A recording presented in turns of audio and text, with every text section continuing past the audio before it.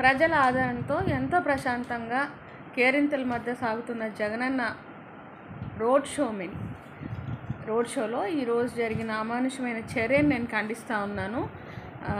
ఇది ఖచ్చితంగా కమ్మవాళ్ళు ఈరోజు ఇప్పుడే బొండా ఉమా ట్వీట్ చూసాము.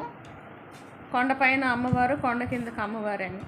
జగనన్న దళితుల మీద ప్రేమతో 206 అడుగుల అంబేద్కర్ విగ్రహాన్ని పెట్టడం ఎప్పుడు కమ్మోళ్ళకి అది నచ్చని విషయము. వాళ్ళు ఆ రోజు నుంచి ఏడుస్తూనే ఉన్నారు. ఈరోజు మరొకసారి బోండా ఉమా ట్వీట్ ద్వారా రేణుకా చౌదరి ఆ రోజు అనింది కొండపైన అమ్మవారి, కొండ కిందకు అమ్మవారని.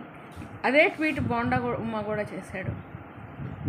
దళితుల పట్ల, పేదోళ్ళ పట్ల జగనన్న చూపిస్తున్న ప్రేమను ఏమాత్రం అంగీకరించలేని, సహించలేని పెత్తందారుడైన చంద్రబాబు ఈరోజు ఈ పెత్తందారుడైన చంద్రబాబు పేదల పట్ల జగనన్న చూపిస్తున్న ఆదరణని ఏమాత్రం తట్టుకోలేక, మరి ముఖ్యంగా వాళ్ళు అడ్డాగా భావించే విజయవాడలో జగనన్నకి లభిస్తున్న ఈ ప్రజా ఆదరణ తట్టుకోలేని ఈ బోండా ఉమా అయితేనేమి, చంద్రబాబు అయితేనేమి, అతని యొక్క నియోజకవర్గ పరిధిలో ఈరోజు జగనన్న మీద ఒక ఘోరమైన అటాక్ అయితే చేయించడం జరిగింది. ప్రజలందరూ చూస్తూ ఉన్నారు. ప్రపంచం మొత్తం ఈ విషయాన్ని ఖండిస్తూ ఉంది.